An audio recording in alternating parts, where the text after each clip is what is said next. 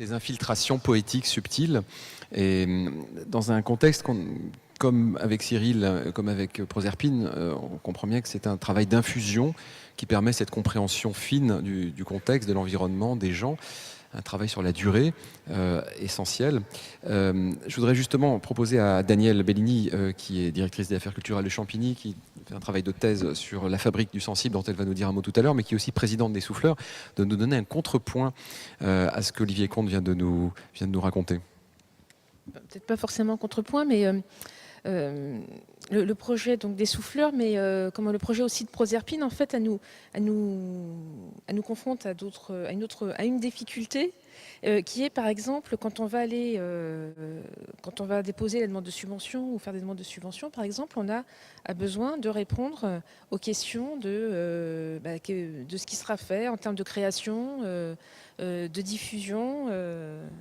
Voilà, et travailler sur le territoire. Et en fait, comment distinguer dans un travail comme celui des Souffleurs ou même celui de Proserpine et puis des artistes qui sont là, c'est qu'en fait, on voit bien que la création, elle est nourrie du rapport, de la relation avec les habitants et qu'il y a un aller-retour et que c'est cet aller-retour qui est fécond et qui produit en retour la création, des envies. Voilà, Olivier, quand il est arrivé sur Aubervilliers, il n'avait aucune idée des projets qu'il allait mener. C'est la réalité du terrain qui a nourri son travail de la même façon que Proserpine, j'imagine, qui est dans cette relation et qui dit qu'elle n'existe qu'à travers la relation finalement qu'elle a avec... et que c'est cette relation-là qui fait œuvre. Et c'est ce lien qui fait aussi qui est aussi le plus bel outil de communication finalement. Hein, parce que quand on voit dans ces projets-là, on est hors norme par rapport à ce que l'institution nous demande de justification, et hors norme aussi sur les moyens effectivement de diffusion. Voilà, l'information pour le lever de rideau, elle est passée par l'humain en fait. Elle est passée par le bouche à oreille. Voilà. Et ce qui passe aussi beaucoup par l'humain, c'est l'émotion. Enfin, Olivier en fait part. Tu en fais part quand tu dis que tu as été bouleversé parce que les gens te révèlent dans les rêves. Et comme je travaille aussi sur les souffleurs de ma thèse, j'ai eu beaucoup de témoignages de soufflés qui sont très pris par cette émotion-là. Et donc, il y a un aller-retour. Voilà, il y a ce côté de cette proximité que crée le souffleur et en même temps une distance et un respect. On n'a pas parlé du rossignol. Le rossignol qui mesure, selon le souffleur, entre 1,60 m et 1,80 m, c'est-à-dire en fait la taille d'un homme debout. Et donc, ce qui sépare un homme d'un autre homme, c'est voilà, une distance, c'est une distance humaine. C'est une distance, c'est du respect, et en même temps, c'est une intrusion dans l'intimité qui est bouleversante. Donc, à travers ce rossignol, c'est plus que des mots qui passent, c'est de l'émotion, c'est de la sensibilité, et c'est encore des choses qui marquent, qui laissent des traces, qui laissent une empreinte dans la mémoire, et encore une fois dans la cartographie, dans ce que les gens s'imaginent, dans le monde que les gens se construisent au contact de ce que vous créez en fait. Voilà. Et pour moi, quand tu me fais intervenir sur les géographies culturelles, c'est celle-là que je trouve qui résonne vraiment très très fort aujourd'hui dans les expériences qui nous sont données en tout cas. Alors, tu as évoqué la question finalement indirectement de l'évaluation, c'est-à-dire comment les politiques culturelles qui permettent que ces projets existent évaluent ces projets, ces démarches. On voit bien qu'il faut déplacer l'attention, non plus sur le spectacle, mais sur le processus, sur la relation, sur ce que tu viens d'évoquer, cette émotion, ces cartographies intérieures qui se métamorphosent. Moi, je suis convaincu qu'on peut inventer des dispositifs d'évaluation, des indicateurs, pour reprendre le vocabulaire de la RGPP, le vocabulaire de la LOLF, le vocabulaire de la politique culturelle, des indicateurs qui témoignent des effets produits par ces actes artistiques, par ces gestes artistiques. Des indicateurs qui peuvent s'inventer avec de la créativité, avec de l'audace, mais qui tentent d'approcher, d'évaluer, de saisir ce qui est modifié, ce qui est transformé. On en reparlera peut-être tout à l'heure, ce sera peut-être un des sujets pour terminer notre rencontre. En tout cas, il faut se placer sur ce terrain-là, c'est-à-dire savoir évaluer, et je pense qu'on peut le faire encore une fois, notamment par le témoignage, par la mise en récit, par la mise en image, et savoir mesurer, savoir évaluer, savoir raconter ces projets qui se jouent dans l'intime et dans la discrétion parfois. On y reviendra. On va donner la parole à Fred Sancerre, qui dirige Derrière le Hublot à Cap-de-Nac. Fred, Cap-de-Nac, c'est où? On va regarder des images d'ailleurs.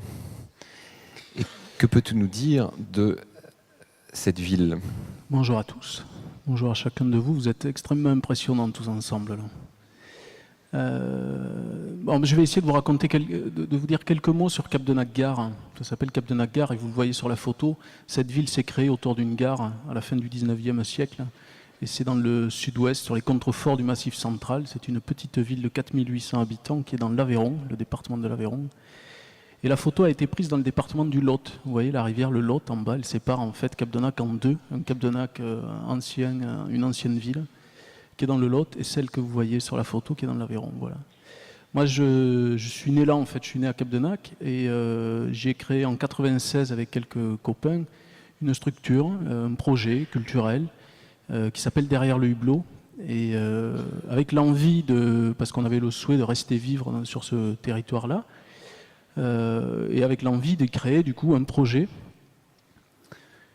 pour bousculer un peu cette ville dans laquelle on s'était pas mal ennuyé certainement, l'envie de l'interroger, et l'envie surtout dès le départ, la question étant comment vivre cette ville, comment vivre ensemble ici, c'était aussi de se poser la question comment concerner les voisins, comment concerner les gens avec qui nous vivons, comment on peut porter ce projet et aussi s'adresser à cette ville entière. Voilà.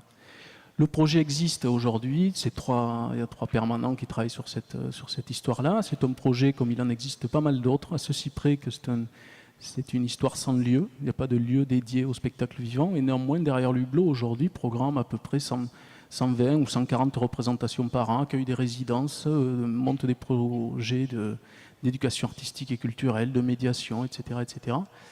Et intervient sur une trentaine de communes sur un territoire rural. C'est-à-dire Capdenac est une des plus grosses villes dans laquelle nous intervenons, 4800 habitants, je le disais.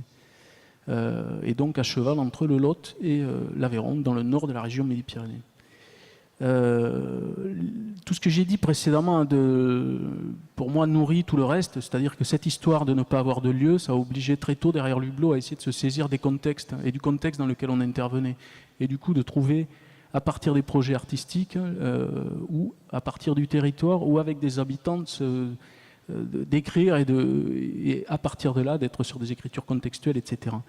Et au final, il y a à peu près 5-6 ans, on avait, donc ça faisait une dizaine d'années que ce travail existait, se menait quotidiennement sur ce coin-là. On s'est posé la question et on s'est dit, mais est-ce que finalement on concerne les gens avec qui on travaille? Est-ce que ce projet est finalement évident pour les gens avec qui on travaille ou est-ce qu'on a encore autre chose à faire?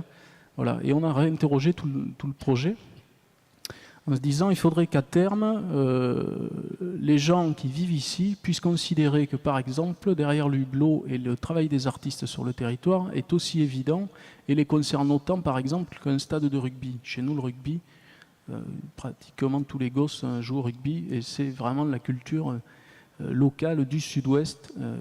Voilà.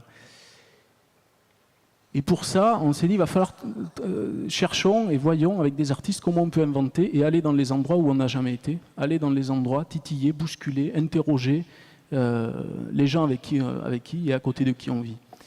Et depuis quelques années, on avait rencontré Marc Pichelin, qui est preneur de son, phonographe, qui travaillait dans les musiques contemporaines, expérimentales, qui fait des phonographies, voilà, et Christophe Guèze, qui est photographe.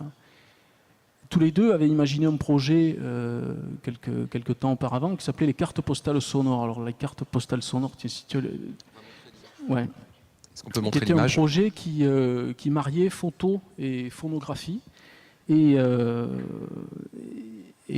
du coup, nous on est parti de ça en se disant on va les inviter à venir sur le territoire pour faire un portrait sensible de ce territoire. Voilà, donc on a imaginé, on s'est demandé ce que ça pouvait être ce portrait sensible du territoire.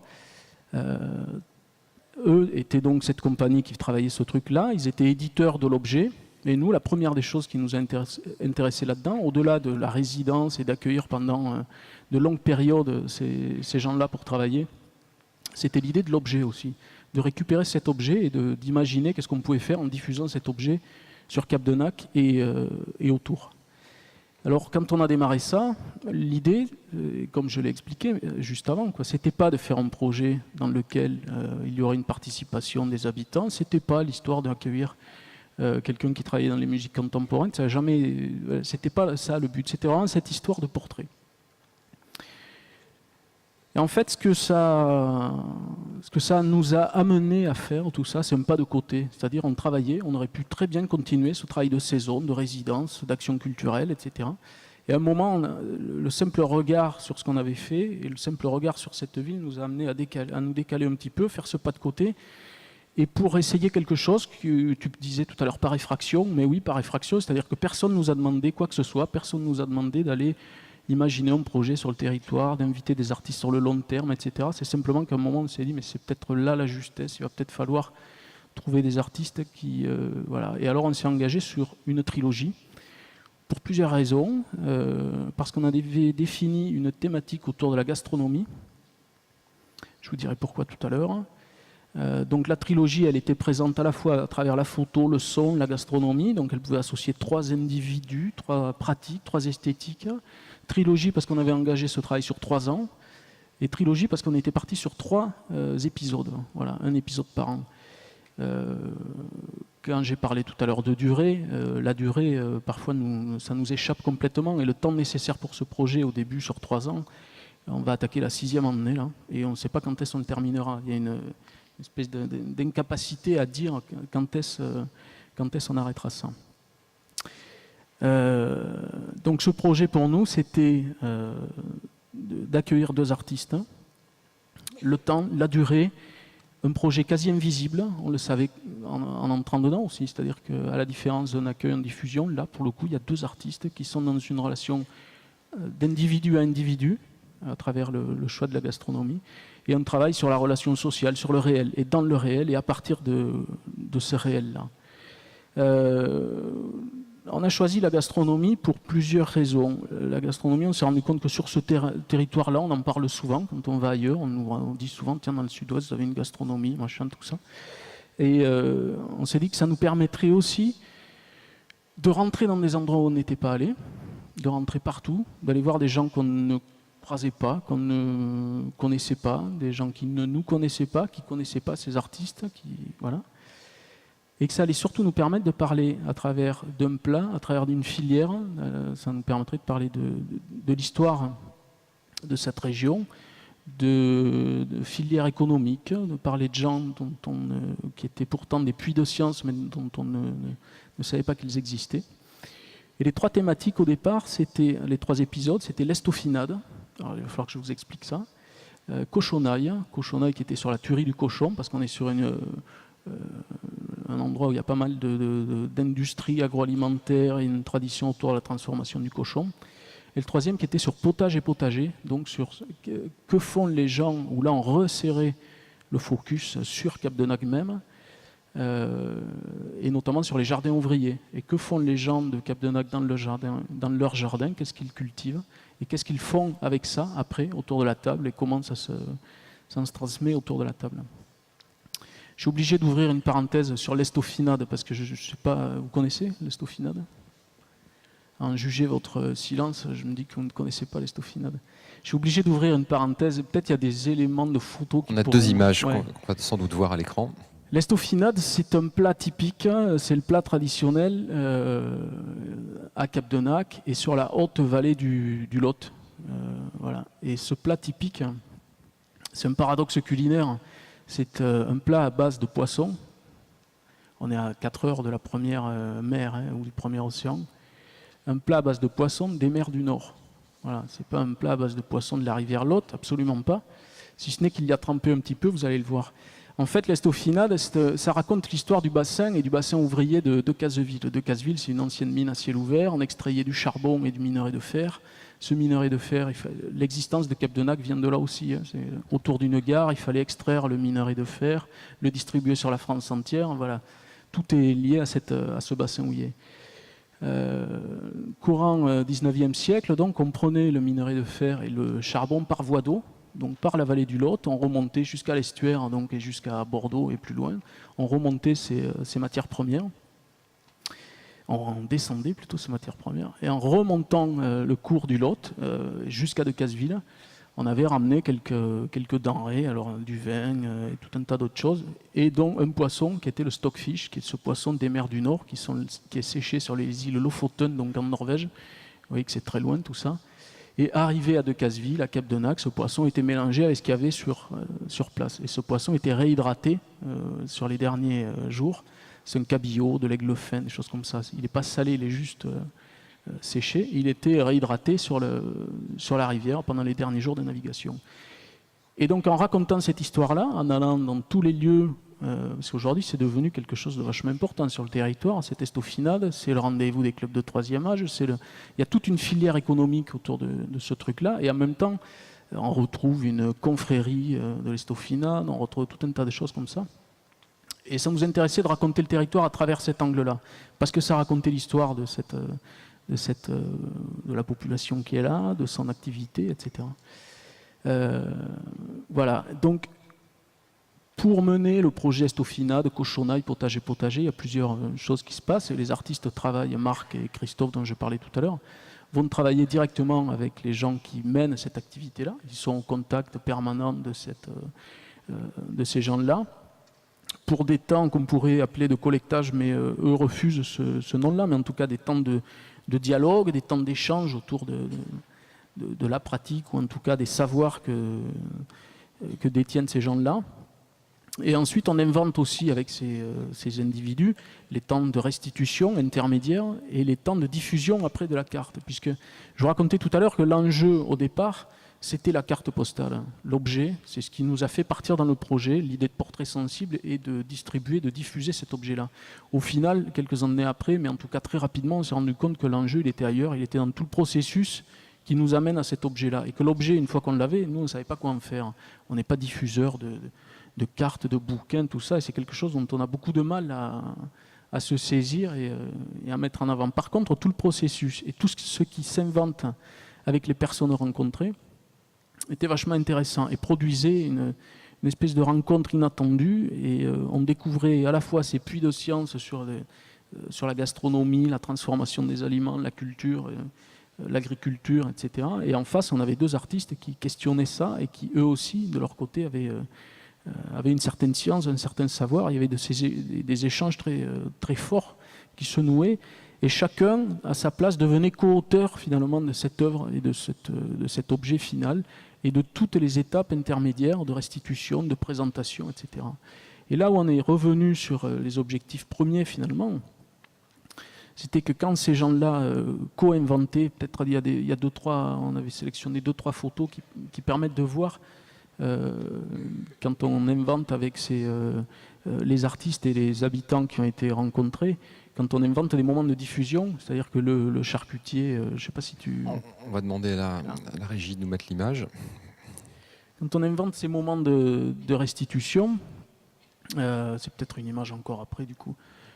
Ça, c'est tout ce qui se passe autour de l'estaufinade. C'est l'entrée dans toutes les auberges, chez tous les traiteurs, la petite industrie agroalimentaire, etc. Voilà. Quand on invente avec les gens la façon de restituer le travail des deux artistes, la personne est complètement associée à ça, et elle invente vraiment, pas à la place des artistes, pas à notre place, mais complètement avec Marc et Christophe, avec nous, et on invente ensemble la façon de restituer ce travail. Serge, qui est charcutier à Asprey, en petit village, il lui semblait complètement évident que dans son cas, ça devait se passer dans la cour de son petit atelier de transformation du cochon, qu'il fallait que son camion soit ouvert, puisqu'il fait les marchés, et qu'il fallait que le personnel de sa petite entreprise soit là, que les voisins soient là, que son éleveur de cochons soit là. Voilà. Ça ne se passait plus pour les gens qu'on avait l'habitude de croiser sur les spectacles, ça se passait pour... et avec les fameux voisins qu'on cherchait à concerner. Ça se passait pour et avec les gens qu'on avait rencontrés. Ça se passait pour et avec les gens qu'on ne voyait jamais et dont il n'était pas question d'ailleurs de tenter par ce biais-là de les amener après sur des spectacles en saison, dans des salles de spectacle. On s'en fout, l'enjeu n'est pas là pour nous. L'enjeu était qu'il y ait cette rencontre qui joue vraiment sur le sensible, sur une rencontre d'individu à individu qui ont une chose à partager, qui était ce projet-là.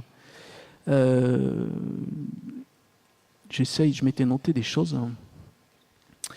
Ce qu'on peut dire, c'est que c'est un travail qui est un travail au long cours, qui est un travail au départ envisagé sur 3 saisons, et donc je vous dis là aujourd'hui, ça fait à peu près 6 ans qu'on est dessus. C'est beaucoup d'hésitation, c'est beaucoup de temps passé à chercher, c'est beaucoup de désillusion aussi, quand on pense en premier lieu à attaquer à travers l'objet et qu'au final c'est le processus qui prend le pas. Et en même temps, ça nous a permis d'apprendre beaucoup de choses. Ça nous a permis de découvrir, de replacer un certain nombre d'individus, un certain nombre de pratiques, un certain nombre de savoirs dans une ville, sur un territoire, de gens qu'on ne voyait pas ou qui étaient comme absents de cet espace-là, et qui du coup retrouvaient une place, un brin inédite quand même dans notre histoire et dans la ville. Ça nous a permis de voir que finalement l'existence sociale de cette œuvre en amont de l'objet, en amont de sa création, elle était aussi riche que l'objet final. Elle était aussi riche pour plusieurs raisons, mais notamment parce que les artistes passaient autant de temps à travailler cette relation-là, et cette relation d'individu à individu, que l'objet. L'objet, il est travaillé, il fait l'objet d'un long travail de production, de recherche, etc. C'est des pièces phonographiques qui ont leur propre identité, leur propre autonomie après sur des marchés spécifiques de la pièce phonographique, etc. Mais néanmoins, tout le travail en amont était autant travaillé. Et donc quand on disait tout à l'heure que c'est des projets qui produisent leur propre médiation, oui, c'est des projets qui produisent leur propre médiation, c'est des projets dans lesquels les médiateurs, ils ont une place extrêmement inconfortable parce qu'elle est introuvable en fait. Parce qu'il faut la transformer. Et là, voilà.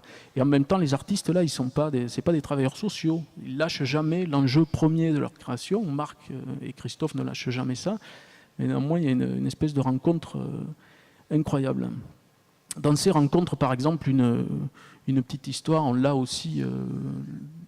Il est en photo, mais c'était pas forcément pour illustrer ça, mais comme ça vous verrez de qui je parle. André Sall, qui est là, qui est un personnage un peu central dans toute cette histoire.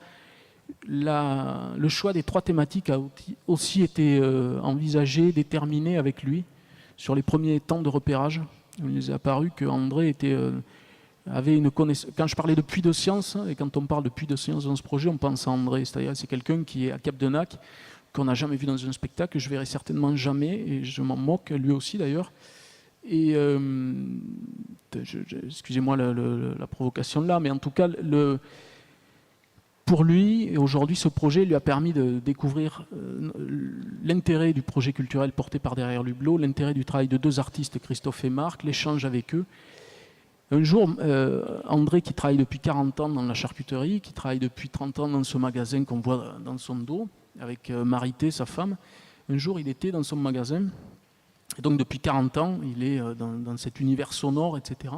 Et Marc, la veille, avait préparé une toute petite pièce phonographique. Et André, il fait à peu près 1m90, il fait un bon 110 kg. Derrière ses couteaux, il est quand même assez impressionnant comme garçon. Il en impose, quoi. Il s'est retrouvé avec le casque sur les oreilles. Et tout à coup, ce bonhomme, il s'est effondré. Enfin, il a entendu simplement le bruit les bruits quotidiens. Il a entendu son quotidien sonore, qui n'avait pas été retravaillé, qui était brut, mais qui avait été simplement monté avec le sens artistique de Marc Pichelin. Il a entendu ça sur cet extrait sonore, sur cette petite pièce phonographique. On entendait simplement Marité, sa femme, qui coupait du papier, qui emballait du jambon, des choses comme ça, des choses extrêmement simples. André, il a les larmes qui lui sont montées, il s'est effondré, et tout à coup, on avait l'impression d'avoir un tout petit enfant devant nous.